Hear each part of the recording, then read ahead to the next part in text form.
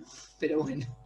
Puente ferroviario, esto creo que lo han podido observar más común. Acá puentes así gigantes, así reticulados en Buenos Aires, Argentina, o no hay. Bueno, esto es un poquito el galpón industrial, lo que les contaba hace un ratito. Incluso una estructura puede ser un techo, ¿sí? De madera. Estas estructuras son las que nosotros hablamos, estructuras reticuladas, en donde hay un nudo al cual llegan. Los nuditos son estos que ven acá, como estas chapitas con clavos. Bueno, nosotros los llamamos bulones. Y bueno, son barras unidas a través de estos nudos. Acá a la derecha, arriba de todo, no se ve bien, pero esta estructura que está acá es una estructura de transporte de minerales, porque sobre esa estructura va corriendo una cinta, ¿sí? Entonces, el proyecto era un proyecto netamente mecánico, que es para transporte de materiales dentro de una misma planta de material. Esto puede ser por algún mineral, ¿sí? Puede ser, no sé, otro material. Hay un montón de plantas de procesamiento de materiales, ¿sí? Y esas plantas usan zinc. Me faltaría un par de fotos acá. Bueno, la próxima, en el próximo año lectivo, le pondré alguna cosa un poquito más interesante. La voy cambiando. Bueno, y ahora vengamos acá a ver la estructura más común que nosotros, yo siempre digo, vamos en el colectivo y siempre vemos alguna de estas, ¿no?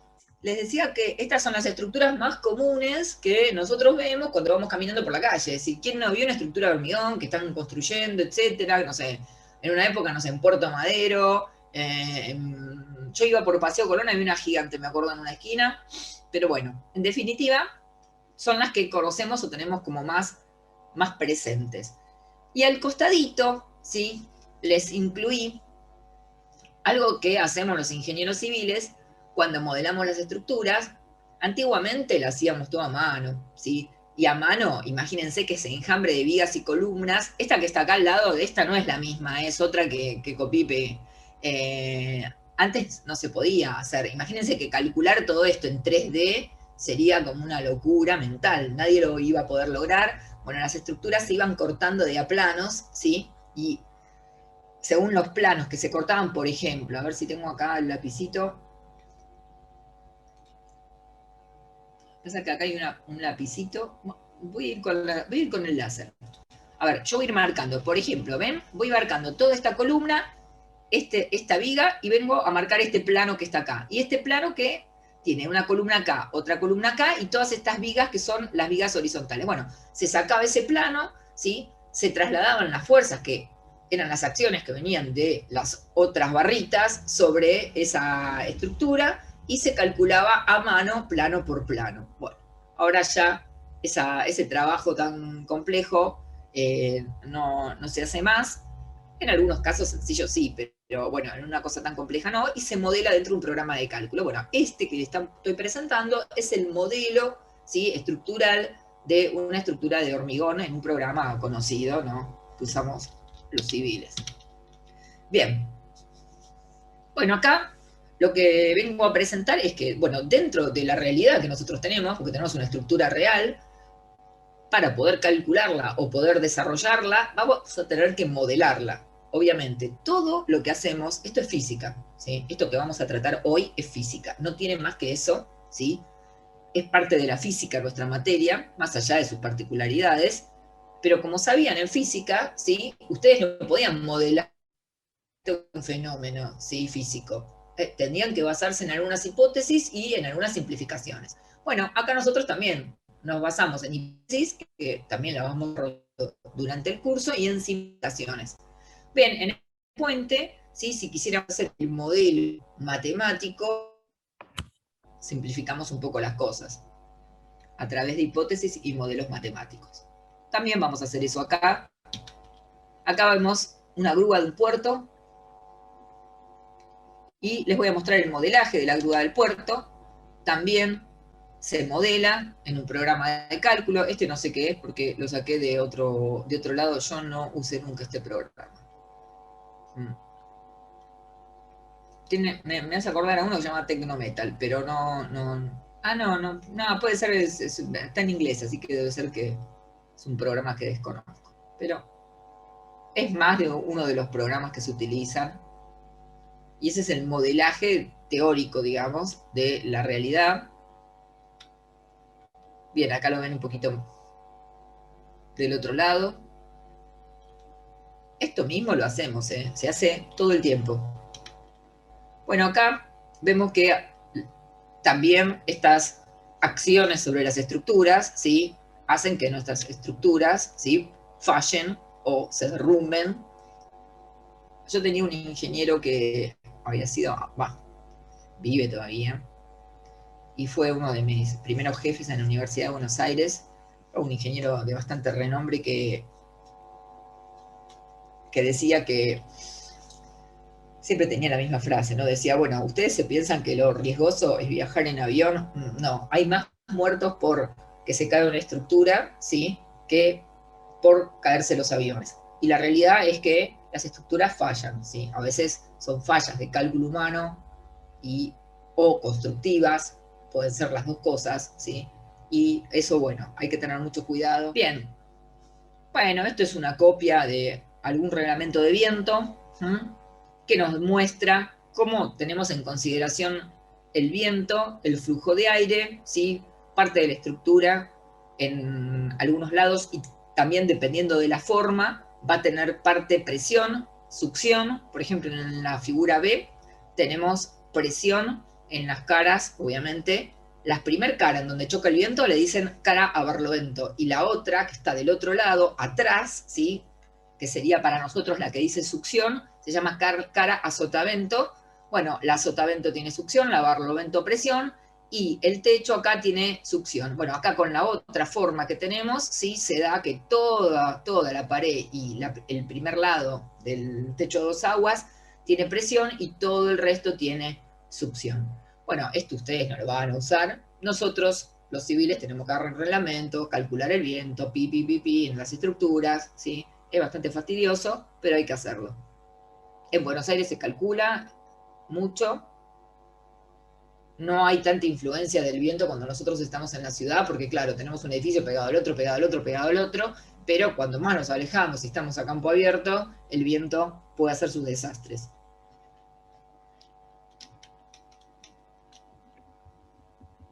Bueno, acá explico un poco, acá abajo, el viento ejerce presión sobre la pared a barlovento en la figura B, succión sobre el sotavento y succión y levantamiento sobre el techo poca pendiente. Cuando el techo es muy inclinado, actúa como una presión sobre el lado de barlovento y una succión al de sotavento. Acuérdense que barlovento es la cara expuesta al viento y sotavento es la otra del otro lado, ¿sí?, que no está expuesta al viento. Bien, bueno, acá lo que les contaba un poco, ¿sí?, con el tema del viento, ¿sí? No sé si alguna vez fueron por ruta y vieron alguno de esos techos todos volados, todos retorcidos.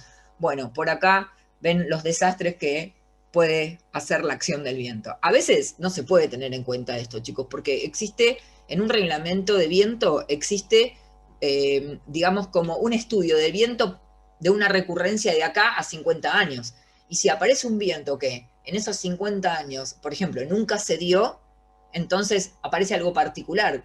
Entonces, ¿qué va a pasar ahí? Y bueno, todas las estructuras que están calculadas, bien calculadas, con la normativa de viento, como es una cosa excepcional lo que se está dando, entonces terminan fallando. O no, están mal diseñadas. Bien, bueno, este que está acá es el puente de Tacoma. Yo no sé si alguno de ustedes vio, hay un videíto de este puente. Este puente dicen, algunos dicen y otros dicen que no es tan así. El puente medio se movía, porque en realidad con la acción del viento todo esto fue.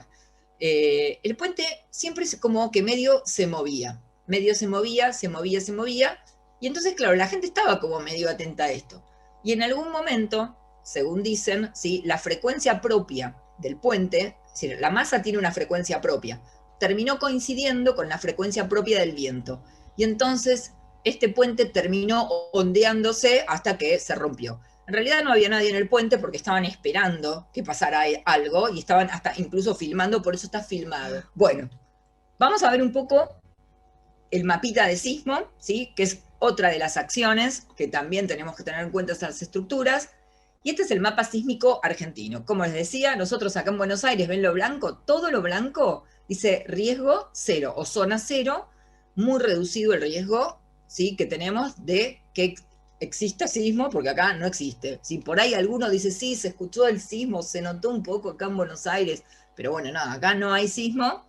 Después tenemos la zona 1, que es la rayada inclinada, no sé, hacia la izquierda o hacia la derecha, no sé cómo la quieren llamar. Esta 1, que es toda esta que estoy marcando acá. Creo que se ve mi lápiz, ¿no? Vamos con el punterito que para eso está. Toda esta zona, ¿sí? Es la 1. Luego, fíjense que cuando más me acerco a la cordillera, ¿sí?, a menos de la 3 esta que aparece acá, que es elevada, tenemos la 2, y después, claro, esta es la peor parte, la peor, la del San Juan, la peor de la peor, y tenemos la zona muy elevada, que es la 4. Bien, acá tenemos alguna que otra foto de también los desastres que puede ser la acción del sismo sobre las estructuras. Esto creo que lo tienen presente. Bueno, Chile, pobres, están de mal en peor con este tema. Bueno, creo que acá se terminaron las imágenes de los desastres sísmicos. Y esto que tengo acá es un poquito el resumen de lo que hacemos los ingenieros estructurales, ¿sí? No, bueno, tenemos un problema físico, como les dije. La física no la podemos interpretar exactamente como pasa, porque no es tan fácil. Se genera un modelo matemático. Ese modelo matemático, lo ven a la derecha, ¿sí?, es esa estructura formada por barritas, ¿sí?, o rayitas, o liñitas, o palitos. Una vez que hacemos ese cálculo, lo metemos, pónganle, vamos a pensar que estamos todos muy modernos, ponemos todo en un programa de cálculo y generamos resultados, ¿sí? Esos resultados, luego lo que vamos a hacer es verificar, calcular o dimensionar esas estructuras. Los programas de cálculo a veces hacen todo, ¿sí? También hacen el diseño y el dimensionamiento. Y a veces, como hago yo también a veces, pongo toda la estructura, la cargo, veo las fuerzas o las fuerzas que aparecen sobre los elementos estructurales y lo calculo a mano. Pero también existe la posibilidad. Vamos a ver si este año tenemos algún rato, porque está interesante que ustedes también vean algún programa de cálculo, porque eso es más entretenido. Bien, vamos a ver qué tipo de problemas vamos a utilizar nosotros. ¿Sí? Vamos a utilizar problemas lineales. Esos problemas lineales significan que existe proporcionalidad entre causa y efecto. ¿Qué sería una causa? Por ejemplo, y la causa podría ser las fuerzas que yo apliqué. ¿Qué serían los efectos?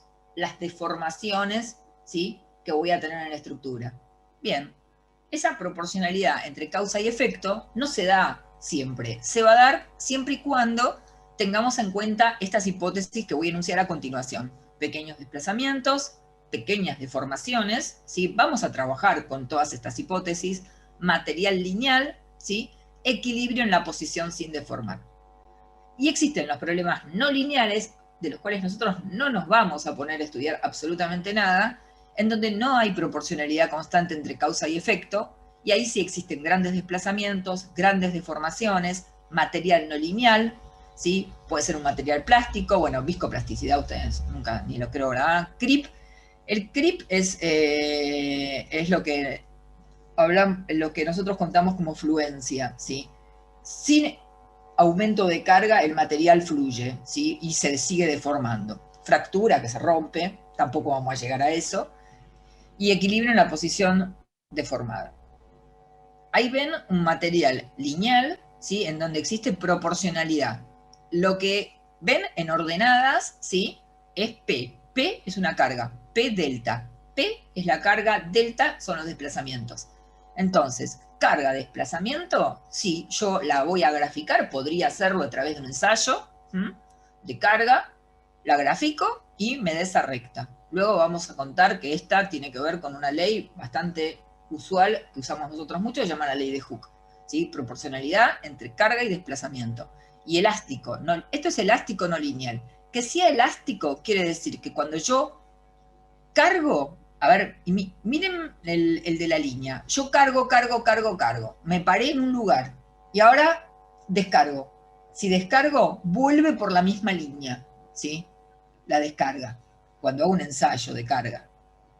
porque estos gráficos se hacen a través de un ensayo, es decir, nadie los inventa. Esta no es lineal. ¿Por qué? Y porque la función es lineal, obviamente. Entonces cargo. Pero cuando descargo, vuelve por la misma línea, ¿sí? No vuelve por otra. No siempre pasa eso, ¿sí? No siempre pasa eso. Si es elástico, vuelve a su posición original, ¿sí? Podría no ser elástico y no volver por la misma línea y terminar manteniendo una deformación remanente, ¿sí? Bueno, en estos casos que están acá, eso no pasa. Acá tenemos una máquina de ensayos, ¿sí? Lo que está haciendo es ensayar una barra de tracción. Esa barra es una barrita que está metida acá en el medio, bien cortita, chiquitita, ¿sí? Y ustedes ven acá como un pendorchito que sale con unos cables. Bueno, esa barrita se toma. Bueno, nada, lo cuento rápido. Entonces, tienen una barrita, ¿sí? De acero, ¿sí? Acá, por ejemplo, pónganle que sea de acero, puede ser otra cosa. 2 mordazas. Esto que acá se llama extensómetro, lo que hace es, en realidad extensómetro mide desplazamientos, ¿sí? Y con la máquina se va cargando, se miden cargas, desplazamientos, y incluso muchas de estas máquinas, las que están en el laboratorio de UTN, lo que hace están conectadas a través de una computadora. ¿Ustedes lo hicieron en el ensayo en el laboratorio? ¿O la Sí, tuvieron nos en grabaron unos videos y nos hicieron ver. Ah, porque la tuvieron en virtual, la materia. Claro, claro. Bueno, si hubieran estado en la facu, hubieran hecho esto de ir al laboratorio, ¿sí? Y ver que esta máquina está conectada a través de una computadora. Entonces, automáticamente, mientras se va haciendo el ensayo, la máquina va graficando, ¿sí? La carga, desplazamiento, ¿no? Bien. Bueno, acá existen materiales que no funcionan en forma lineal, ¿sí? Tienen grandes deformaciones. Por ahí está comprimida este cilindro, que la verdad que no sé qué material es. Bueno, tuberías submarinas, grandes desplazamientos. Miren cómo quedan. El fondo del mar, hay una presión increíble porque acuérdense que la presión del agua que está en función de la columna de agua que tengo. Es decir, cuando más profundo estoy, más presión tengo. Y en la presión se mide, que nosotros por ahí hacemos alguna cosa de estas, se mide por el peso específico del agua por la altura o la profundidad a la cual tengo el elemento. Cuando más profundo está, más presión tiene. Es el gamma por H. Yo digo gamma por H, pero no sé si lo vieron como... Ustedes por ahí lo vieron ρ por G por H. Siendo Sí, ρ así lo. la densidad, ¿no? Sí, lo veo Sí, porque sí. mi hijo me decía ρ por G por H. Bueno, nosotros, ρ por G, ¿qué es? El peso específico. Ρ será la densidad. El peso específico lo llamamos gamma directamente y gamma por H escribimos. Y no multiplicamos por el 9,8, directamente multiplicamos por 10 y que nos quedamos con que tenemos 1000 kilos por metro cúbico de peso específico de agua. Me estaré con la unidad, me quedé pensando. Bueno, nada, acá más de lo mismo, tuberías submarinas. Estas cosas no las vamos a estudiar nosotros, obviamente. Bueno, acá es un poquito la conclusión. Decidir si el modelo del fenómeno físico será lineal o no es una decisión del analista luego de evaluar las posibles no linealidades involucradas en el problema. Bueno, esto tampoco ustedes lo van a tener que evaluar, obviamente, lo vamos a contar nosotros. Tenemos estabilidad, problemas lineales, pequeños desplazamientos. Esto es con lo que vamos a trabajar nosotros. Pequeñas deformaciones, equilibrio en la posición sin deformar y material lineal. Les cuento que estos pequeños desplazamientos y pequeñas deformaciones, nosotros los llamamos como linealidad cinemática, ¿sí? Equilibrio en la posición sin deformar se llama linealidad estática y material lineal es linealidad mecánica. ¿Por qué? Porque esa curva carga-desplazamiento es lineal. Eso quiere decir que tengo el material lineal y la linealidad es una linealidad mecánica. Pequeños desplazamientos, todo lo que tenga que ver con algo que se mueve, tiene que ver con la cinemática, y el equilibrio en la posición sin deformar tiene que ver con la estática, con las fuerzas. Por eso se llama linealidad estática. Bueno, y existe con todas estas hipótesis proporcionalidad entre causa y efecto, que un poquito ya hablamos de qué era. Bien, fin de la presentación y Ahora yo me voy a acomodar. Bueno, vamos a continuar y vamos a comenzar el primer capítulo de la materia, sistemas de fuerzas. Se llama la cosa y es algo conocido.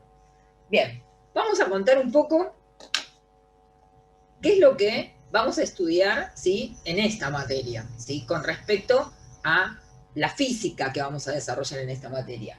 Nosotros vamos a desarrollar parte de la física que se llama mecánica, pero resulta que esa mecánica tiene dos subpartes. Una parte de la mecánica se dedica, vamos a ponerlo acá, al estudio de la estática. Y otra parte, ¿sí?, de la mecánica se dedica al estudio de la dinámica. Creo que si les pregunto, todos saben que es cada cosa, ¿sí? En la estática se estudia el equilibrio de los cuerpos en reposo o, ¿en qué? En movimiento con velocidad constante. En reposo, voy a hacer la letra bien, o en movimiento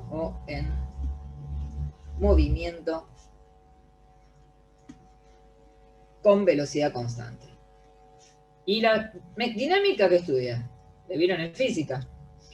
La dinámica estudia el movimiento acelerado de los cuerpos. ¿Están de acuerdo? Este era con velocidad nula o constante y este movimiento acelerado de los cuerpos. Dentro de la mecánica, sí, solemos trabajar con algo que nosotros llamamos fuerza. Pero resulta que la fuerza no es algo visible, no es que nosotros vamos caminando y vemos una fuerza. ¿Alguien ve una fuerza? ¿O sabe decirme qué es una fuerza? Yo las fuerzas no las veo, ¿sí? ¿Qué es lo que veo de las fuerzas? Veo el efecto, ¿sí?, que producen sobre los cuerpos, nada más. Entonces la puedo contar a través de ese efecto. Y entonces vamos a decir que una fuerza es aquella que modifica el estado de movimiento o reposo. Bien. Para representar una fuerza, nosotros nos valemos, ¿sí?, de parte de lo que nos enseñaron en el álgebra, ¿sí?, y la representamos a través de un elemento que nosotros conocemos que se llama vector. Entonces, la fuerza tiene carácter vectorial, o es una magnitud vectorial, y la vamos a representar a través de un vector al cual le tenemos que definir módulo, dirección, sentido y punto de aplicación.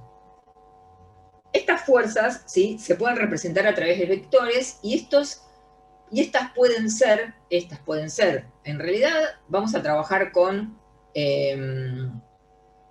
distinta tipología de vectores. Esto que voy a contar no es que se lo tengan que aprender de memoria, pero para tener, digamos, un pantallazo, y lo más probable que en alguna otra materia lo hayan visto, que tenga que ver con las básicas, ¿sí? Y vamos a ver que existen tres tipologías de vectores. Las cuento porque van a aparecer. Entonces, Z, X, Y. Creo que acá vengo con la izquierda, ¿sí?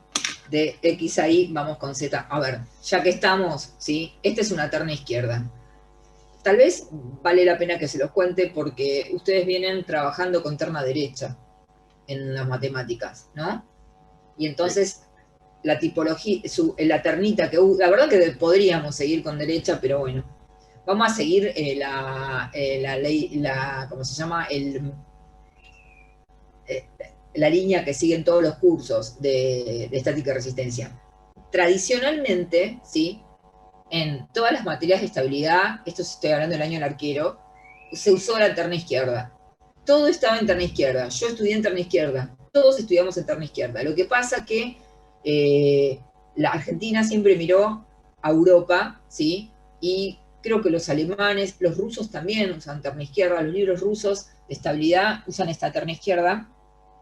Pero ¿qué pasa? Pasaron años y empezaron a mirar para el otro lado. Antiguamente la normativa de civil era toda copy-paste de la norma DIN alemana.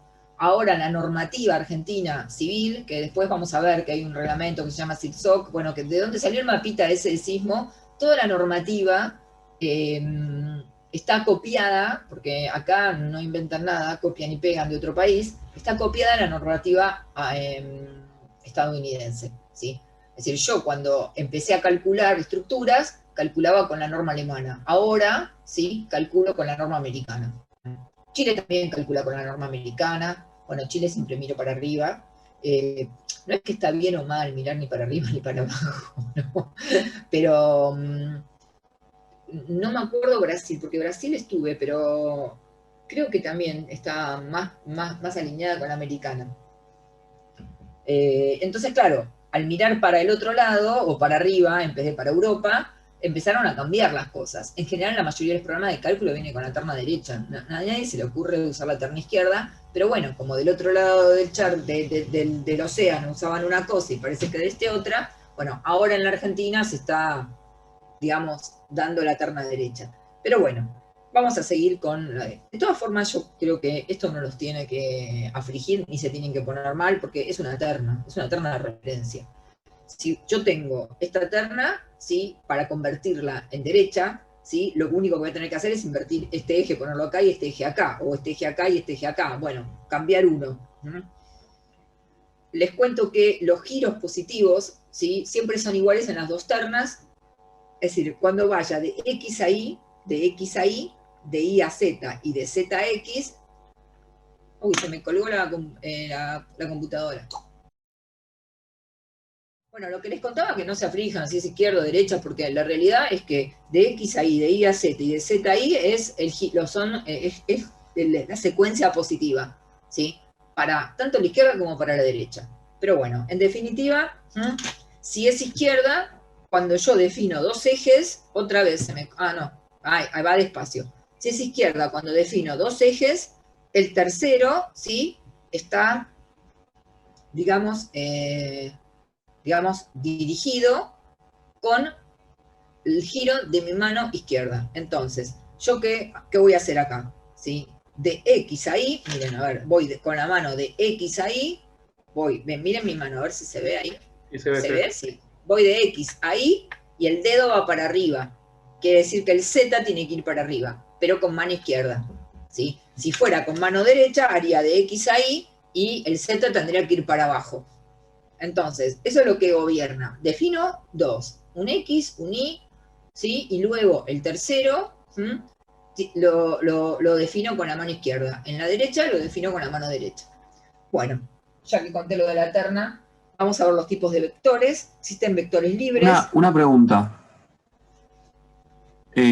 O sea, si yo quiero usar con vez de la regla de la mano derecha, tendría que usar la regla de la mano izquierda, por así decirlo. Sí. Y al ser con la izquierda, sí. Hola. Genial, genial. Bueno, vectores libres. Voy a escribir en función del efecto que producen. O si un vector es libre, ¿sí? Imagínense que ese vector representa una fuerza.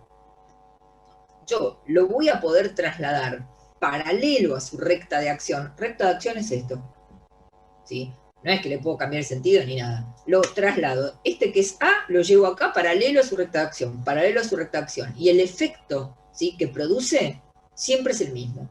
Entonces vamos a decir que el vector es un vector libre. Tenemos vector libre, vector axilmente libre, que es el que sigue. O axil, pongamos, para no escribir tanto. Y el vector axil lo que hace, es que A, y este es como que no lo puedo mover de esa recta de acción. Siempre que lo vaya a hacer caminar sobre la recta de acción, el efecto va a ser el mismo, supóngase de una fuerza. Entonces yo voy caminando por acá y siempre el efecto es igual, no cambia. Vamos a ver al otro, que es el otro que seguramente esto lo vieron en alguna materia de álgebra física, yo desconozco, y el otro se llama vector aplicado. Y este, como su palabra lo indica, este no lo puedo mover. Si lo muevo de su punto de aplicación, ¿sí? Ya está, soneto en el horno, cambia el efecto sobre el cuerpo. En cambio, este es el más libre. Es decir, yo lo voy trasladando para la recta acción. siempre el mismo efecto. Este no lo puedo sacar de su recta acción, y este no lo puedo sacar ni de su recta acción ni de su punto de aplicación. Ya donde lo aplico acá, el efecto va a ser distinto. Bueno, estos van a aplicar a lo largo de la materia, por eso los contamos. Bueno, vamos a seguir. Vamos a trabajar nosotros en toda esta primera parte de la materia, en realidad, porque la primera parte se va a dedicar a la parte estática, y luego la segunda a la resistencia de materiales. Por eso estática y resistencia de materiales es el título. Y toda esta primera parte, hasta ahí nomás, creo que 3/4 de la primera parte vamos a tratar a los cuerpos como un cuerpo ideal que se llama cuerpo rígido. Y es un cuerpo totalmente indeformable. Entonces, vamos a definir cuerpo rígido. Y vamos a decir que un cuerpo es rígido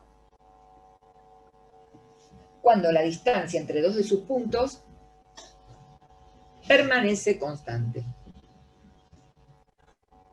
Esto dicto directamente, bajo la acción de un conjunto cualquiera de fuerzas. Bien. Vamos con ese famoso cuerpo, ¿sí? Lo escribo. Este famoso cuerpo está cargado, tiene cargas, nosotros las cargas las llamamos con P, ¿sí? Por ahí P1, con F también, P2, ¿sí? Le ponemos variadas letras en función de, no sé, lo que queramos representar. Vamos a imaginar dos puntos dentro de este cuerpo, un punto A y un punto B, ¿sí? Que tienen entre sí una distancia inicial. Y este punto A, luego de aplicadas las cargas, y el punto B, luego de aplicadas las cargas, va a pasar a otro punto, obviamente, ¿sí? Lo vamos a llamar A', a este lo vamos a llamar B'. Y de acá hasta acá vamos a tener una distancia final. Evidentemente, si el cuerpo es rígido, y obviamente, si estos puntos o no se deforma, la distancia inicial tiene que ser igual a la distancia final. Entonces, si distancia inicial es igual a distancia final, el cuerpo es un cuerpo rígido.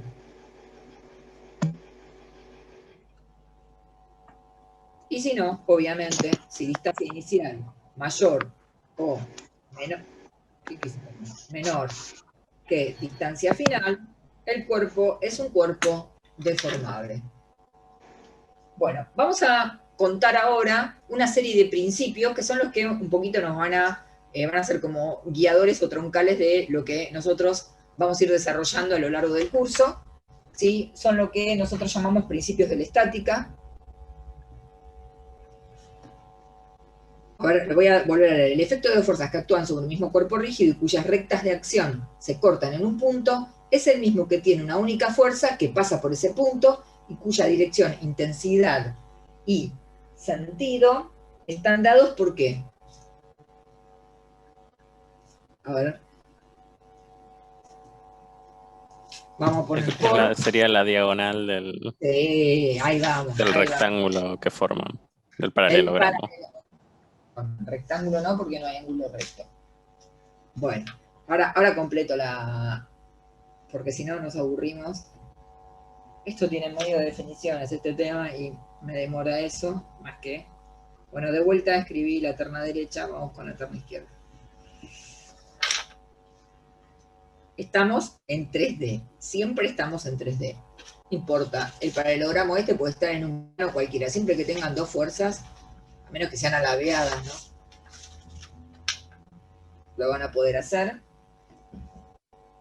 Vamos a imaginar que tenemos una fuerza que pasa por acá, se cortan las dos en este mismo punto, estas son las rectas de acción de la fuerza, una fuerza la llamamos P1, otra la llamamos P2,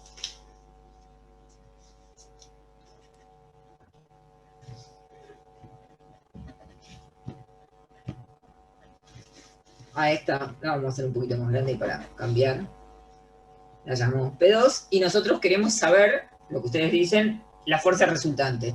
Esa fuerza resultante va a estar dada ¿por qué? Por la diagonal del paralelogramo formado, ¿sí? De forma tal que los lados de ese paralelogramo sean P1 y P2. Entonces, ¿qué hacían ustedes? Venían acá, esto creo que lo vimos en el colegio Yo no sé, creo que, no, en el colegio secundario lo vi yo, me parece. Sí, no me acuerdo. Y hacíamos otra paralela acá, y formábamos el paralelogramo cuyos lados eran P1 y P2. Y luego, ¿qué hacíamos? La diagonal de ese paralelogramo, ¿sí?, era el vector representativo de la suma de P1 y P2. Entonces, este es P1, este es P2, y este es R, le vamos a poner, y vectorialmente R es igual a suma vectorial, porque acá no podemos hacer, acuérdense que trabajamos con vectores, no podemos hacer, si no sería un escalar, es igual a P1 más P2. Bien, este es el primer principio, voy a completar con el relato verbal, ¿sí?, o escrito, están dados por la diagonal, del paralelogramo constituido, teniendo en cuenta como lados los vectores representativos de cada una de las fuerzas. Vamos con el segundo principio, ¿sí? Y dice, el efecto de dos fuerzas que actúan sobre el mismo cuerpo,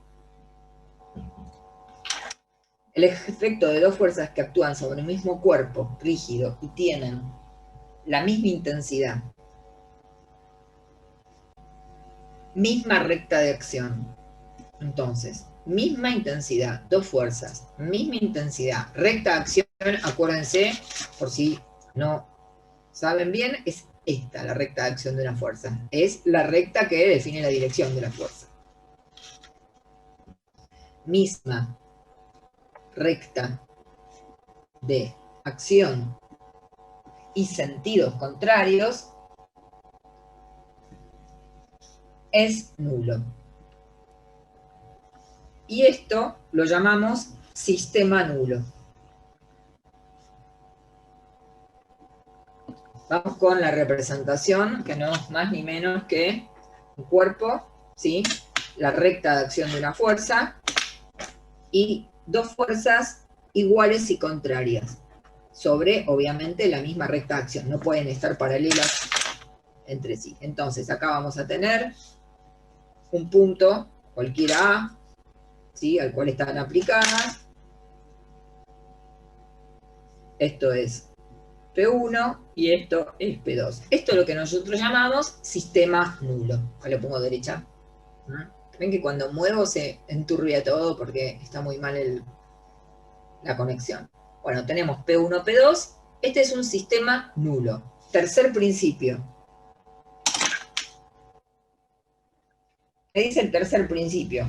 A un sistema de fuerzas, ¿sí?, que actúa sobre un mismo cuerpo rígido. Entonces tengo un cuerpo rígido, cualquiera, sobre el cual actúa un sistema de fuerzas arbitrario cualquiera, ¿sí?, le podemos agregar o quitar un sistema nulo que el efecto sobre el cuerpo, ¿sí?, no varía. Entonces, redacto, a un sistema de fuerzas que actúa sobre un mismo cuerpo rígido, se le puede agregar o quitar un sistema nulo sin variar el efecto que tiene sobre el cuerpo rígido sobre el cual actúa. Vamos a poner sobre el cuerpo sobre el cual actúa. Vamos a ver el cuarto, ¿sí?, y terminamos las redacciones. Se llama principio, y este también lo conocen. Este lo usamos mucho, ¿eh? ¿Qué decía el principio de acción y reacción? ¿Quién lo había enunciado? A un señor muy famoso, ¿sí?, el de la manzanita. Newton. El tal Newton, ¿no? Era el tercer principio de Newton. ¿Y qué dice? A toda acción le corresponde una reacción igual y contraria. Es todo eso lo que dice. Le corresponde una reacción igual y contraria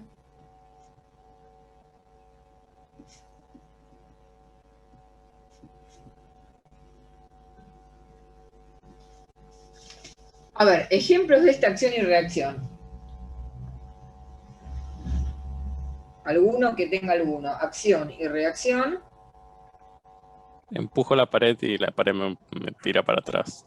Esa es la típica, la del profesor que dice, empujo la pared y la pared me tira para atrás. Pero bueno, hay otras que también son acción y reacción, en donde, en este caso en el que vos contás, ¿sí? Los cuerpos, ¿sí? Están en contacto, ¿verdad? Vos empujás la pared y la pared te empuja. Es decir, vos ves el contacto entre los cuerpos, pero no necesariamente, y hago esta aclaración, los cuerpos tienen que estar en contacto para que exista este principio de acción y reacción. De hecho, ¿sí? En un campo gravitatorio, ¿sí? En un campo gravitatorio, la Tierra, hay una atracción entre la Tierra y la Luna, ¿sí? Que también tiene que ver con el principio de acción y reacción, y sin embargo los cuerpos no tocan. Si tengo también algún cuerpo dentro de un campo magnético, también voy a tener este principio de acción y reacción. Y no se olviden nunca que acción y reacción se dan en cuerpos, ¿sí? Distintos, no es que están en el mismo cuerpo. Eso por ahí es un error bastante frecuente. Acción y reacción actúan en distintos cuerpos.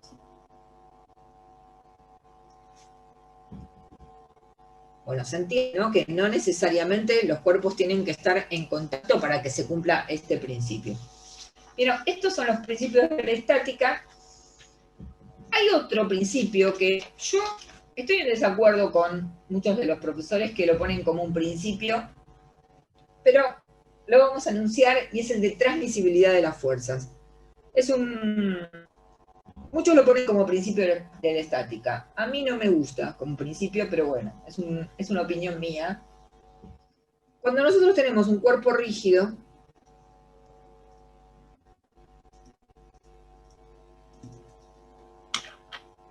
el efecto, ¿sí?, de la fuerza sobre el cuerpo rígido no va a cambiar si yo hago caminar la fuerza a lo largo de su recta acción.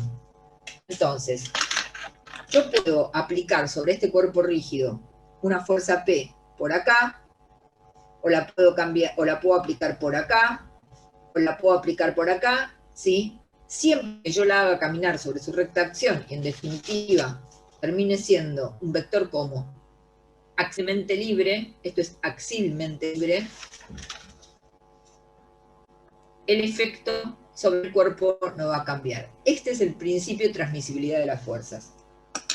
Y dice que cambia el efecto. Y bueno, esto es lo que nosotros habíamos visto como vector axilmente libre.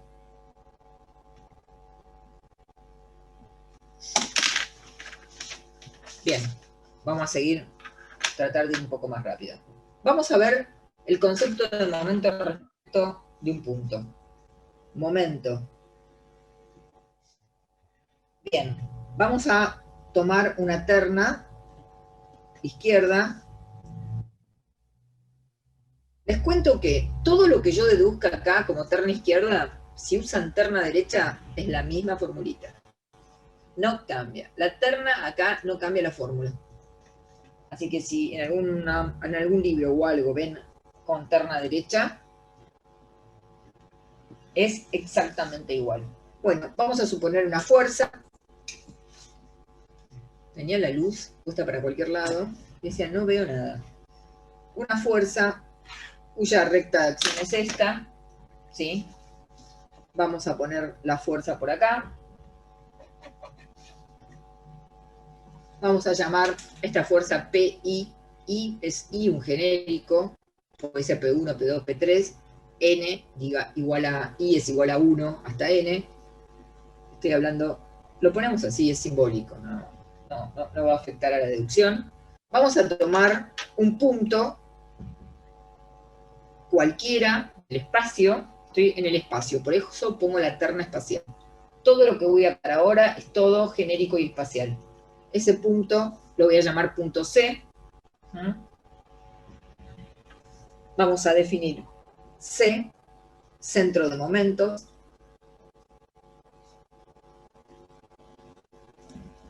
Y voy a definir un punto cualquiera, ¿sí?, sobre la recta de acción de la fuerza. Ese punto cualquiera lo voy a llamar AI. Este punto puede ser cualquiera, pero en serio cualquiera, pero no del espacio, sino de la recta de acción de la fuerza. Y punto cualquiera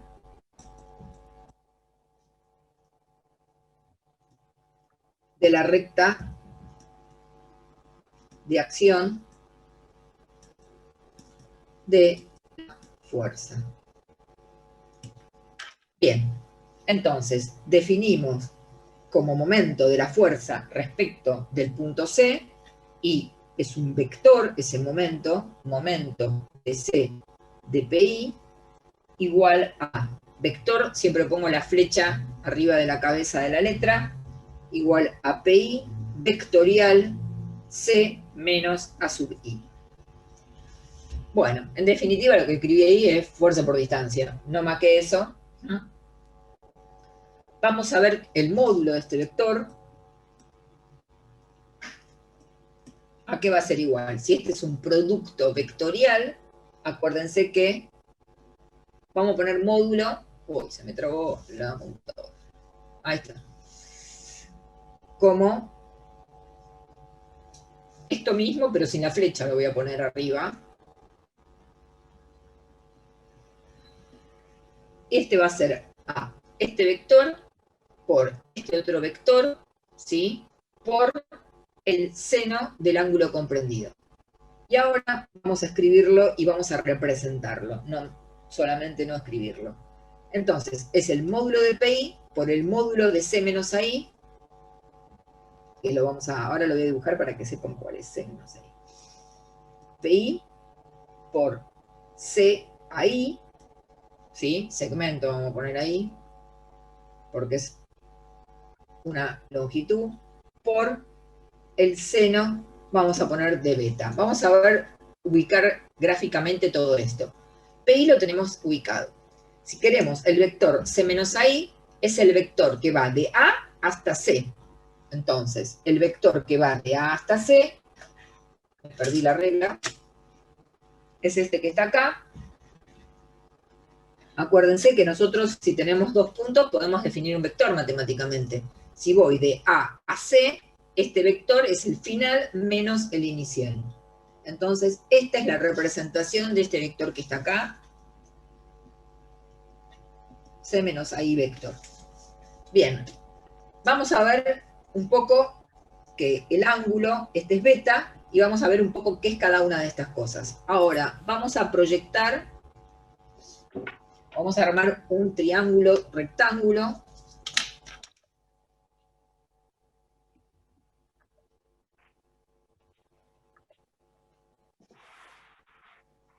Y este valor que es ortogonal acá, esta recta, o este segmento que va desde C y corta la recta de acción de la fuerza, lo vamos a llamar DI. Vamos a operar con esta.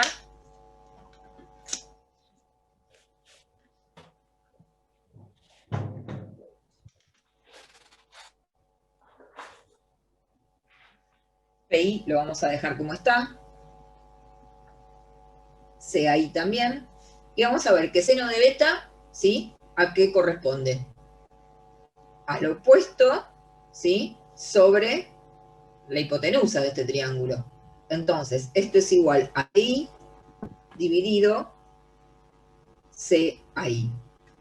¿De acuerdo? CAI se va con CAI y en definitiva el módulo, ¿sí? De este producto vectorial es igual a PI por DI.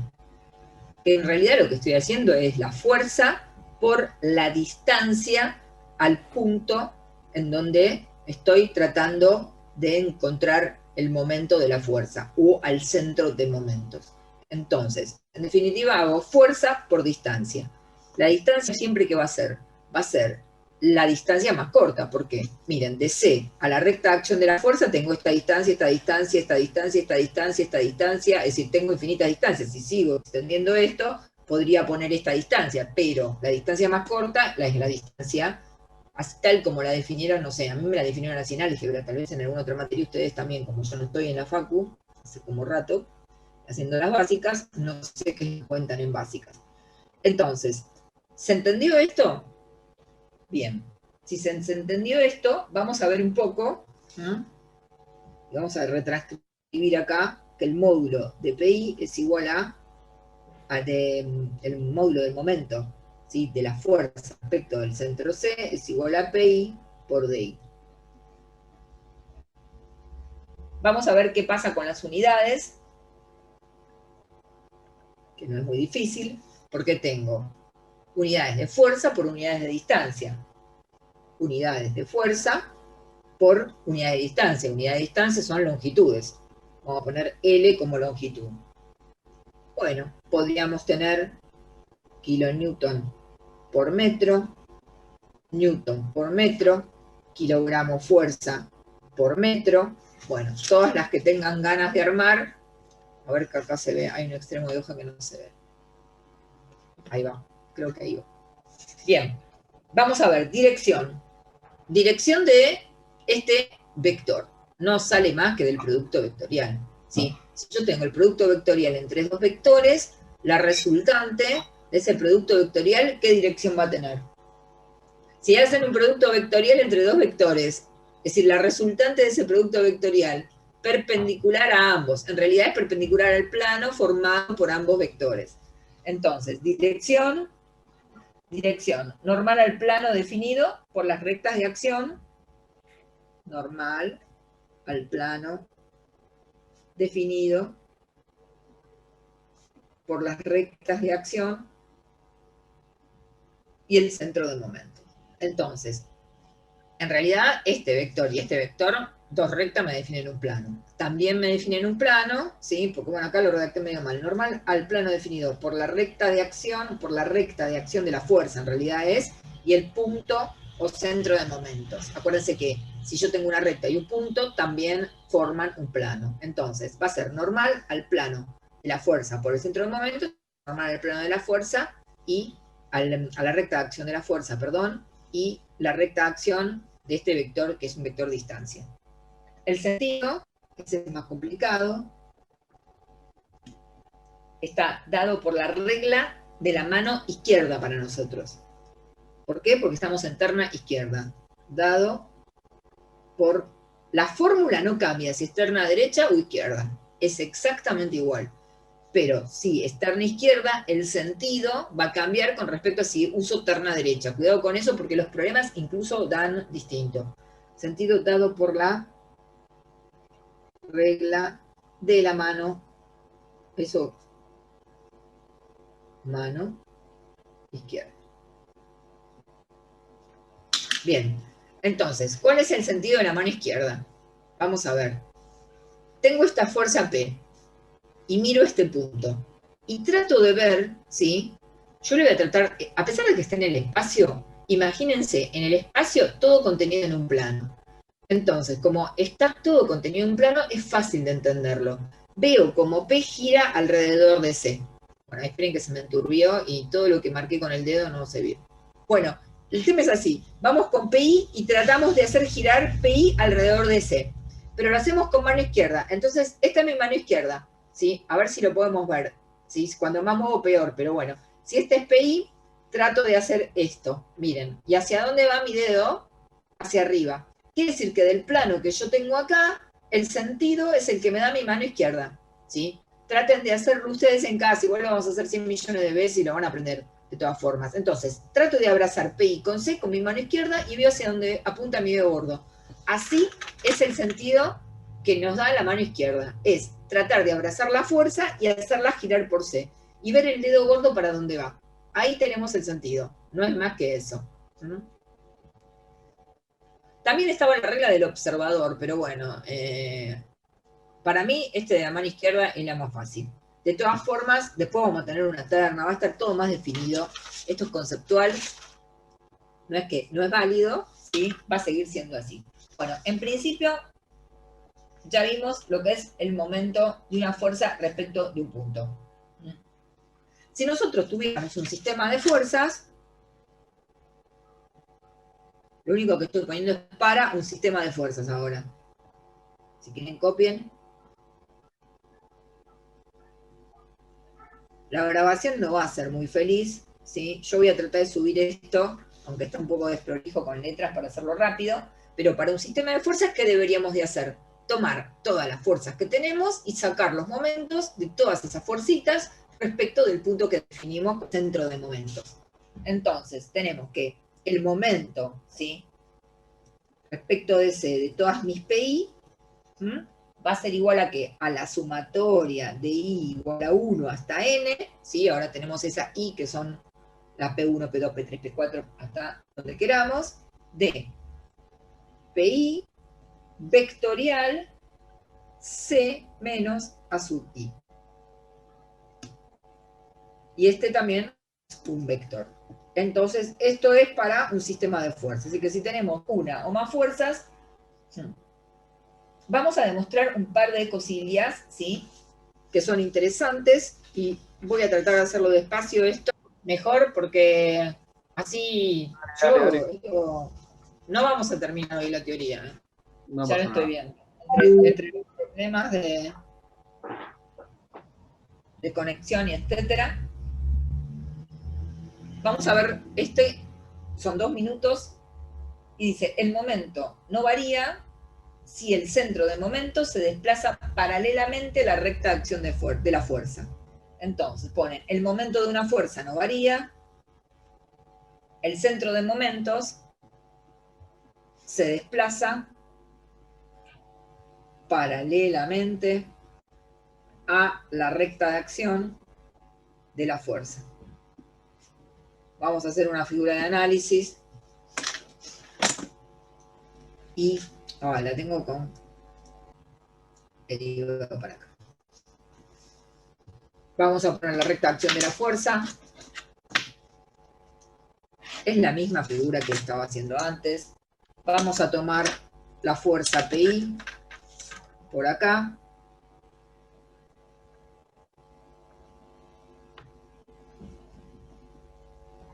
PI. Vamos a tomar el centro de momentos por acá, C. Y vamos a hacer una paralela a la recta de acción, pasante por C. Vamos a tomar un punto cualquiera de la recta de acción de la fuerza, que vamos a llamar A, I. Y entonces, acuérdense que ¿qué hacíamos? PI por C menos AI.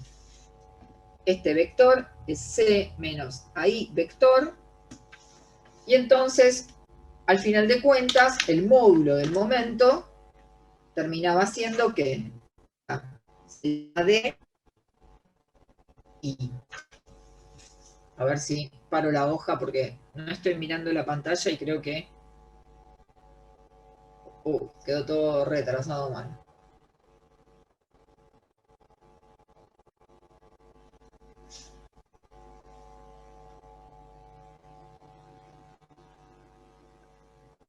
No se acomoda, pero bueno. Bien, hasta ahí es lo mismo que dijimos antes. Ahora, supongamos, ¿sí?, que yo voy cambiando el centro de momentos. Entonces me voy a desplazar por acá y voy a decir, bueno, esta la voy a seguir haciendo paralela.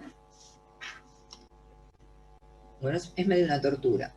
Este punto lo voy a llamar C'. ¿Y qué tendría que hacer de nuevo? Lo mismo que antes. Decir, bueno, tengo PI, trazo, uso el mismo punto de la recta de acción, trazo ahora, ¿sí?, este vector, que es C' menos A sub I, y debería de hacer el momento como P por C' menos A sub I vectorial. Y entonces, ¿el módulo qué era? El módulo era PI por esta distancia de C hasta la recta de acción de P, siempre trazando en forma ortogonal. Bueno, tracemos lo mismo, pero para el otro, y observamos que si nosotros vamos corriéndonos por acá, esta distancia de I no va a cambiar. Y el módulo, ¿sí?, de este vector, momento, va a ser el mismo, porque va a terminar siendo PI por DI, tal como era antes cuando teníamos el centro de momento por acá. Para este nuevo centro de momento, el módulo va a dar lo mismo. El sentido, en la dirección, la misma, porque esto como se trasladó a lo largo de esta recta acción, esta recta que está acá, C pasa a C' paralela a la recta acción, estamos en el mismo plano, no cambiamos de plano, y además el giro sigue siendo el mismo. Miren, yo giro acá, PI acá, giro acá, acá, si hubiera puesto C acá también cuando giro voy a girar en el mismo sentido. Así que no cambia absolutamente nada, ¿sí? El valor del momento, ni el sentido, ni la dirección, cuando C pasa a C', C segunda, C tercera, la que quieran, sobre la recta de acción, ¿sí? No sobre la recta de acción, sobre una paralela, perdón, a la recta de acción de la fuerza. Bueno, vamos a hacer un receso. Bien, les contaba que tengo esta fuerza P, la recta de acción, y me la quiero llevar acá. Es decir, las fuerzas, ¿sí?, eran axialmente libres, eso sí lo habíamos contado, por lo que el resto, no podemos asegurar que si nos llevamos esta fuerza a este punto, el efecto sea el mismo. Entonces, ¿qué es lo que vamos a hacer? Vamos a valernos de uno de los principios de la estática, ¿sí?, que me contaba de un sistema nulo. Acuérdense que era un sistema nulo por los principios de la estática. Ese sistema nulo era un sistema que tenía dos fuerzas colineales, iguales y contrarias. ¿En qué vamos a aplicar un sistema nulo? Que también decía uno de los principios de la estática, que si ese sistema nulo lo incluimos en un sistema de fuerzas en un cuerpo cargado o lo eliminamos de ese cuerpo cargado, el efecto sobre el cuerpo era nulo. Por lo tanto, que si lo imponemos, el efecto nada va a cambiar. Ponemos esto y observamos que si bien, ¿sí?, esta fuerza, esta que está acá, quedó trasladada, en realidad, porque la que quería trasladar era P para acá, y ponerla en T, aparece además P y menos P, una cupla adicional, que fue lo que habíamos estudiado hace un ratito.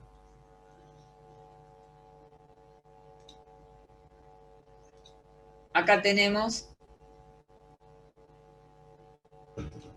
la cupla. Esta que está acá en verde es la cupla. Entonces, ¿qué es lo que me dice esto? Cada vez que yo me llevo una fuerza y la traslado paralela a la recta de acción, ¿sí?, al punto que a mí se me ocurra o quiera, voy a obtener este resultado. Y además voy a obtener un par. Ese par lo llamamos par de traslación y surge de esta cupla que está señalada en verde en el dibujo de la izquierda. Entonces, el momento del par va a ser ¿cuánto? ¿Cómo va a ser? P por T menos A, ¿sí? ¿Por qué? Porque es el momento de la cupla, ¿sí?, respecto de este punto que está acá, que en realidad va a terminar coincidiendo con el momento de la fuerza respecto del punto T. Bueno, y este par también es un par libre, porque surge de esta cupla que era también par libre, tal lo definimos hace un ratito, hicimos las cuentitas, etc. Vamos a ver ahora el momento de una fuerza respecto de un eje. De vuelta, tenemos nuestra terna, estamos en el espacio. Bueno, vamos a ver el momento de una fuerza respecto de un eje. Atento con esto porque lo vamos a usar mucho, aunque parezca medio feíto cuando uno lo lee. Entonces, acá tenemos recta de acción de la fuerza, fuerza. Esto que está acá, este eje, un eje, cualquiera también en el espacio. Vamos a decir que el momento de la fuerza respecto del eje es igual al momento de la fuerza respecto de cualquier punto del eje, ¿sí?, proyectado sobre el eje. Vamos a escribir matemáticamente esto, y esto significa fuerza P, momento de la fuerza P respecto de un punto cualquiera del eje. Ese punto cualquiera del eje, yo lo elegí como este C que está acá. Entonces, momento de P respecto de C es esta primer parte que está acá. Perdón, vamos, lo estoy señalando mal. Es esta primer parte que está acá, de acá hasta acá. Entonces, si hago el momento de P respecto de C, tomo P, punto de acción de la fuerza, ¿sí?, de la recta de acción de la fuerza, punto A, C menos A, y hasta acá lo que vimos. Pero ¿qué quiero ahora? Proyectarla sobre el eje. Entonces, este pedacito primero me da esto que está acá. ¿Mm? Y proyectado, ¿qué hago cuando proyecto algo matemáticamente? ¿Qué tengo que hacer? Si quiero proyectar un vector en una dirección o sobre otro vector, tengo que hacer un producto escalar. Es decir, el producto escalar hace que yo proyecte un vector sobre una dirección o sobre otro vector. Entonces, como yo voy a proyectar sobre el eje, este E es un versor unitario, ¿sí? Que tiene, obviamente, la dirección del eje y tiene un sentido. Bien, entonces, multiplico en forma escalar. Pero, ¿qué pasa? Al multiplicar, ¿sí? El momento respecto de C, escalar el versor de la dirección del eje, ¿qué voy a obtener en un producto escalar? Otro escalar. Para convertir eso en vector, ¿qué voy a tener que hacer nuevamente? Volver a multiplicar por la dirección del eje. Entonces, voy a repasar. Momento de una fuerza respecto de un eje. Momento de la fuerza respecto de cualquier punto del eje, ¿sí? Proyectado sobre el eje. Cuando proyecto, encuentro un escalar, vuelvo a multiplicar matemáticamente por el versor de la dirección y obtengo no solo el módulo de este vector, sino también la dirección y el sentido. Bien, acá tenemos el módulo, ¿sí? Que es solo la primera parte, esta de acá hasta acá, y acá esto nos da la dirección y el sentido. Vamos a ver, acá está escrito, así que no te lo puedo preguntar mucho, cuando el momento de una fuerza respecto de un eje es nulo. ¿Es nulo? Si la fuerza corta al eje. Claro que si la fuerza corta al eje y yo necesito sacar el momento de la fuerza respecto de cualquier punto del eje, ¿sí? Y tiene que ser cualquier punto del eje, ¿sí? Se va a dar para cualquiera, el resultado es único, ¿eh? Entonces, podría pararme en el punto en donde P corta al eje. ¿Y cuánto valdría el momento? 0. Bien. Y la otra, que es menos visible, así visualmente, es si la fuerza es paralela al eje. Tanto si la fuerza corta al eje, ¿sí? La corta en un punto propio. Pero si la fuerza, ¿sí? Es paralela al eje, el eje y la fuerza se cortan en un punto impropio. No es tan fácil de ver, pero bueno. Antiguamente se decía que dos rectas nunca se van a, paralelas nunca se cortan. Pero bueno, todo lo que es la geometría proyectiva y descriptiva, ¿sí? Tiene este planteo de que las rectas paralelas sí se cortan. No es un concepto fácil de entender porque es bastante complicado para poder verlo en realidad, ¿sí? Pero lo más fácil, yo siempre digo, imaginarse un camino, ¿sí? Imaginarse las líneas de la banquina y las líneas del centro del camino cuando van en la ruta con el auto, y si ven a lo lejos, esas líneas que al lado nuestra son tres líneas paralelas, ¿sí? Se cortan ¿en dónde? En un lugar muy, muy alejado. Bueno, ahí podríamos pensar que está el punto impropio de la dirección. El punto impropio se simboliza con una dirección, ¿sí? En realidad, si vamos un poquito más allá, ¿sí? Todos los infinitos puntos impropios que podamos tener, que nos están simbolizando las infinitas direcciones, terminan en una recta que se llama la recta impropia del plano. Pero me parece que meterme con eso no vale la pena porque no vamos a usar la recta impropia del plano.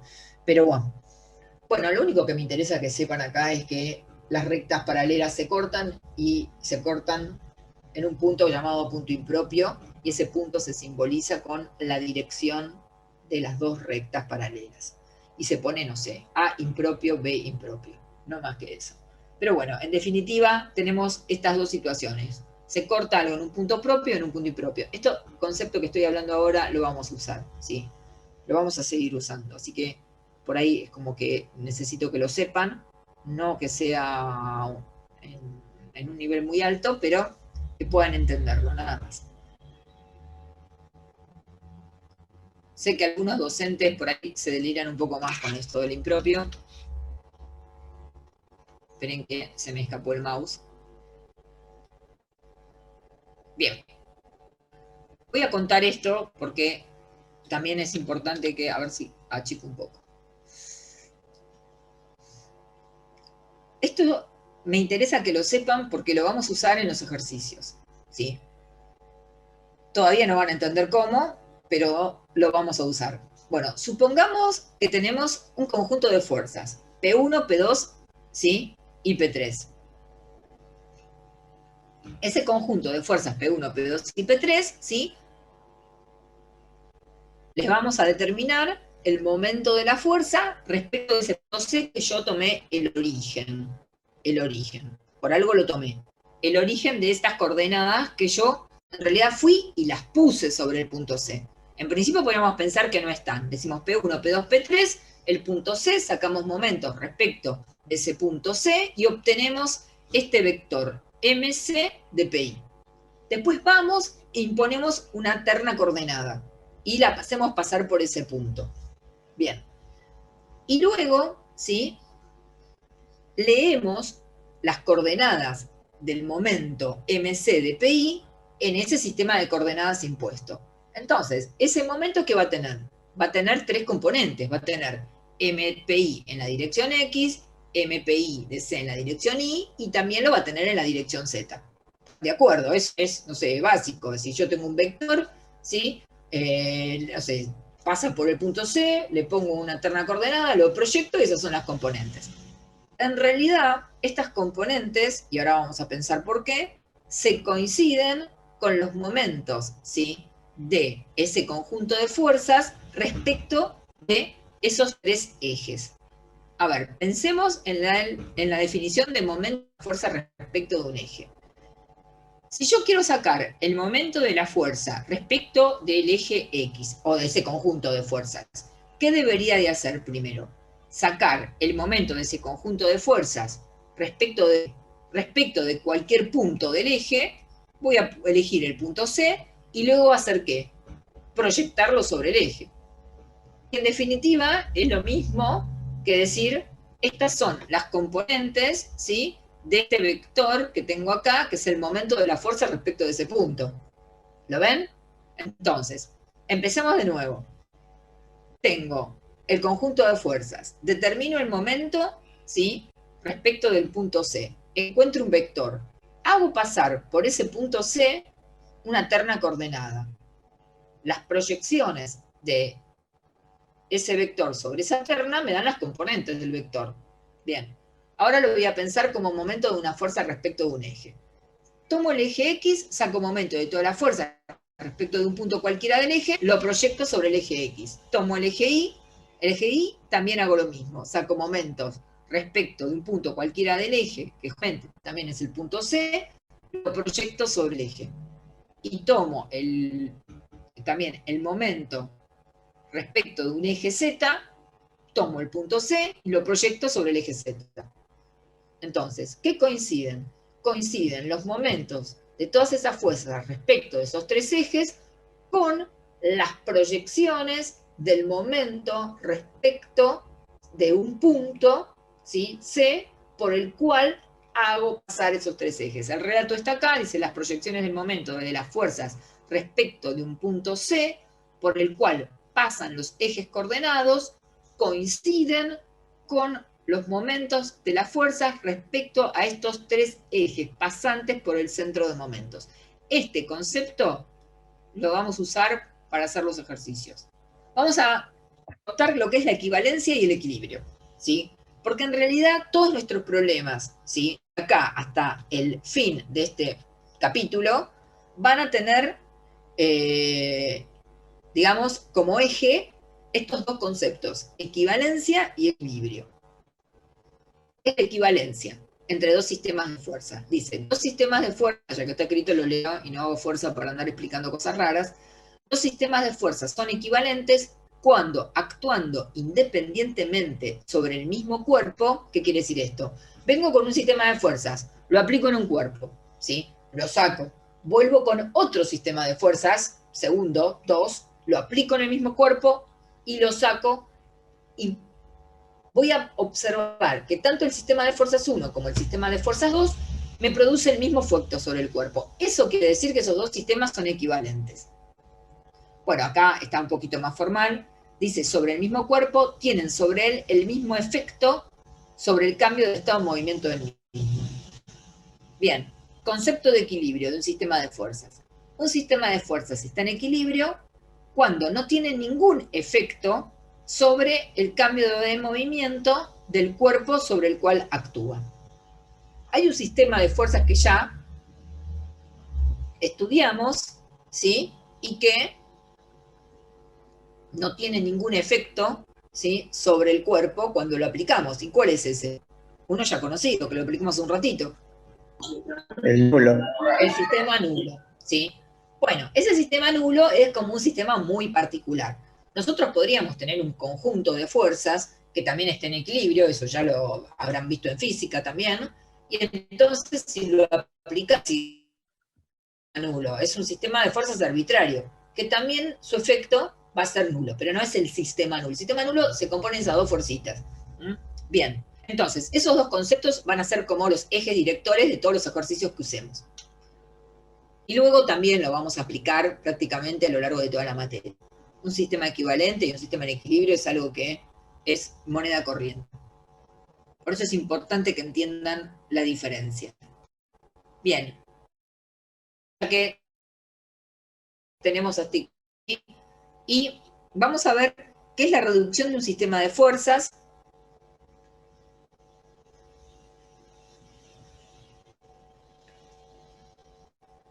Nosotros, cuando tenemos un sistema de fuerzas, obviamente, tenemos un sistema de fuerzas que son un montón de fuerzas. No me quedé por otra cosa. Este sistema de fuerzas que yo puse acá, bueno, acá hay un pequeño error en el... No es un error, hay un pequeño olvido de mi parte en este apunte. Esto es una clase que di, no hay ningún apunte que haya hecho. Es una clase que di en vivo, en directo, y quedó medio prolija y la guardé. Entonces, este sistema de fuerzas que tengo acá, yo le voy a agregar alguna pequeña cosita más. No solo podría tener fuerzas, sino que también les podríamos agregar pares. Esos pares, ¿se acuerdan el par de fuerzas? Bueno, esos pares, que eran dos fuerzas iguales y contrarias, tenían una resultante que era un momento. Esperen que le quiero apuntar y que acá no me deja. Ahí está. Bueno, voy a tratar de hacer la rayita esta, la voy a poner acá. Entonces, podemos tener pares también. Voy a hacer otro más, para que no piensen que hay uno solo. Bueno, acá me mandé con una línea. Me es más fácil escribir con la viborita esta. Ahí está. Bien, tengo un para acá, otro para acá. Uno M1, M2, M3, MI, MJ en realidad, porque a las P las ponemos PI. Estos son los MAJ. Este sistema que tengo acá se llama sistema de fuerzas generalizada, ¿sí? Nosotros lo que vamos a tratar de hacer es de encontrar un sistema equivalente que sea mucho más reducido.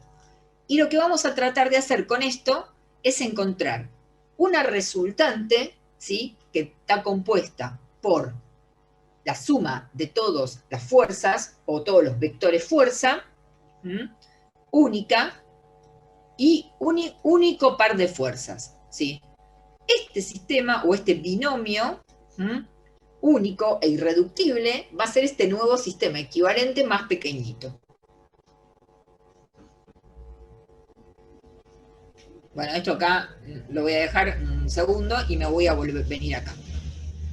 ¿Cómo vamos a hacer para encontrar ese sistema más pequeñito o mínima expresión? Bueno, vamos a agarrar y vamos a decir, bueno, tenemos nuestras P y tenemos nuestros M. Todos en una misma bolsa, con una terna coordenada izquierda y derecha, la que les guste.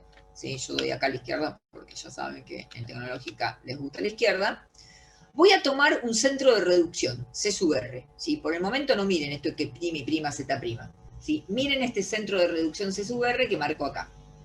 Entonces, si queremos encontrar, ¿sí?, una única resultante de fuerzas, lo único que vamos a tener que hacer, obviamente, es sumar vectorialmente todas esas fuerzas. Para sumar vectorialmente todas esas fuerzas, vamos a tener que llegar a este valor. Resultante de reducción sumatoria de todas las fuerzas en forma vectorial, cosa recontra archiconocida. Y ahí vamos a obtener esa resultante de reducción. Pero ¿qué pasaba? Cuando nos vayamos a un capítulo, ¿sí?, un poquito más arriba, ¿qué habíamos dicho? que si teníamos una fuerza y la trasladamos, esa traslación no es gratis, ¿sí? Esa traslación va a traer, ¿qué? Aparejado un momento de traslación o un par de traslación. Bien, este concepto lo vamos a aplicar ahora.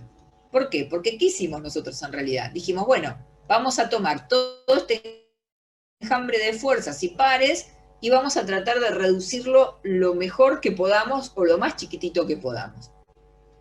Entonces, vamos a este punto y nos llevamos todas las PI, sumamos, pero cada vez que nos llevamos PI, ¿qué va a aparecer? Va a aparecer un momento, ¿sí?, de traslación, o un par de traslación al centro centro C sub R de reducción. Bien, ese par de traslación no es más que los momentos de cada una de las fuerzas que tengo respecto de este punto C sub R. Entonces, PI es la fuerza, C sub R, centro de reducción. A sub I, un punto cualquiera de la recta de acción de la fuerza. A todos estos les vamos a sumar estos que están acá. Estos pares son vectores libres. Por lo tanto, dos fuercitas iguales y contrarias, ¿sí?, que yo les había contado, que son vectores libres. Y me voy a llevar esto y los voy a sumar. Este conjunto RR y M resulta respecto de C sub R, binomio de reducción. Y es una mínima expresión y un sistema equivalente al original. Denme un segundo. Bien. ¿Se entendió este concepto? ¿Alguno que tenga una duda? Porque ya son 11:45, ¿sí? Y voy a aportar acá, porque me parece que ya dimos bastante entre las vicisitudes que tuvimos, etcétera, y estamos un poquito agotados todos.